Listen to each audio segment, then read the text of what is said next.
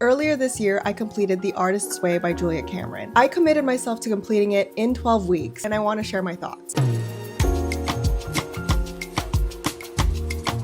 This is my first time using this camera, so hopefully it looks okay. If you don't know who I am, my name is Cameron and I live in Los Angeles. I've always been a creative person, but it was only till after college I realized I didn't just do creative things and I didn't just have creative hobbies. I was just a creative person. I've made music since I was 9, I've been creating videos since high school, and I've been acting since college. Have I made any money off of my art? Well, that's okay. Even though eventually my goal is to make money off of my art, that's not necessarily my metric of being successful as an artist. And we'll talk about it more as we delve into my process from the last 12 weeks from this book. So why did I choose this book? I'm always open to new ways of thinking and new perspectives, and somehow this book has changed a lot of artists' perspectives. But let me set this straight. I am a skeptic. Let's start with the positive. What I liked about this book. I liked that this book holds you accountable because you have to write stuff down. The book is set up so that there's stuff in the margins and then there's prompts at the end and there are tasks you have to do. Did I do those tasks? It doesn't matter what the content of the book has. It's just the habit of showing up for your artist self every single week, and that's what matters. It reminds me of my chemistry teacher in high school. She didn't care about what grade you got. She cared about the habits you made in the class. She would always be like, I don't care if you just open the book and don't read it, but you opened the book. It doesn't matter what the result came from you opening the book. The fact that you did it matters. And I think that's super applicable to this book. Like I've said before, I'm a skeptic when it comes to self-help books. Let's reframe that real quick. Because I'm a skeptic, it helped me practice my critical thinking skills when it comes to abstract concepts,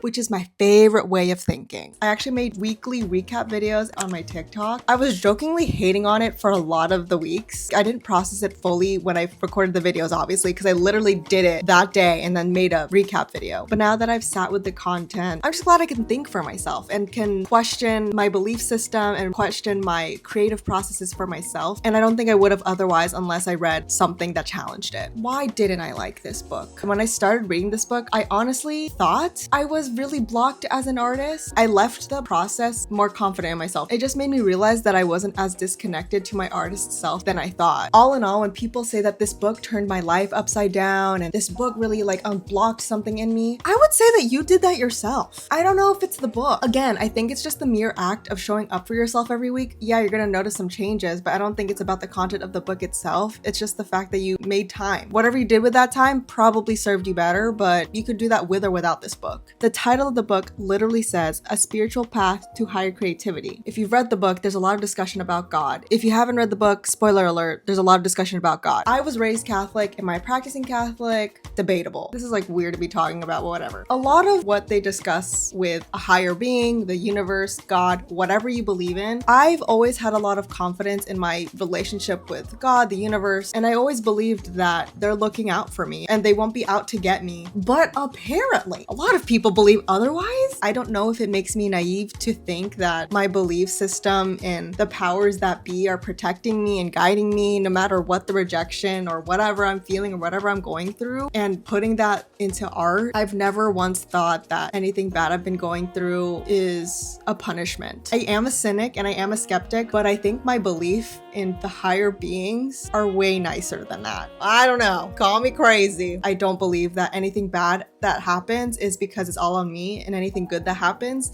is all on the higher being. I think there's a balance of taking accountability, but also giving credit to yourself for honoring your relationship with the universe and with God and whatever higher being you believe in. People might think otherwise. Man, I really didn't do this well at all. I didn't do a lot of the prompts. If I did do the prompts, I kind of half-assed it, and then I didn't do the artist dates either. I kind of treated me doing every week as an artist date, so I didn't do much outside of the workbook to be considered like an artist date. Whatever, I'm not gonna make excuses for my laziness. I was just lazy. Would I recommend this book? If I read this book 5 years ago, I think this book would have scared me because I was very insecure as an artist. I couldn't even admit to myself that I was a creative person. I was just like, oh, I'm letting that part of me go.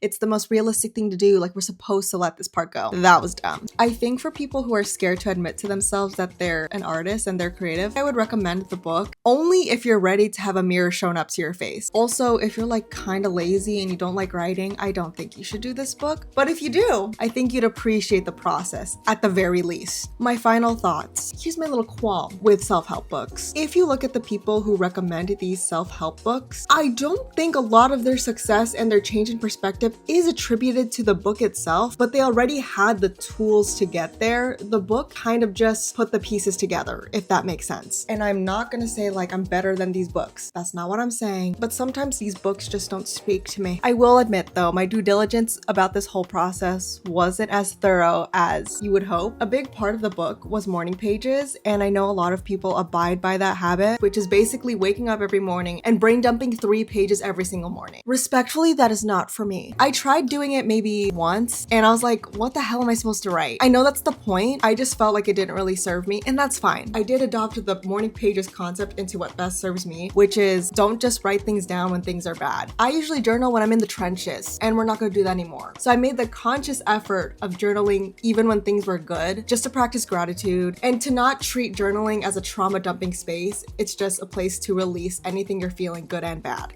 Regardless if you read the book or not, and you're an artist, trust your relationship with your higher being of choice. I think it's healthy to believe that they're not out to get you or to trick you or to punish you. They are rooting for you. So if something good happens to you, take credit for yourself. Also give credit to the powers that be that are giving you the little push in the right direction. And then my last piece of advice is to trust your body. If you pay attention to your body will literally tell you what it needs. If you have the urge to do something, do it, but do it well. If something worked for one artist and it worked for their process, but it doesn't work for you, it doesn't mean that you're any less of an artist or your process is any more wrong because it worked for that person. You're not in that person's body, you're in your own. So figuring out what works best for your body and for your artistic vision, that will help you more than this book ever would, because at the end of the day, it's just a book. You can do this experience top to bottom thoroughly 100%, but if you're not aligned with yourself and with what you believe in, I don't think much would change other than you're just following directions. And my philosophy is taking things from people, artists, experiences, putting it all together to make a process that works for you. Because that's what I think art is anyway. It's just following whatever speaks to you, and not everything will.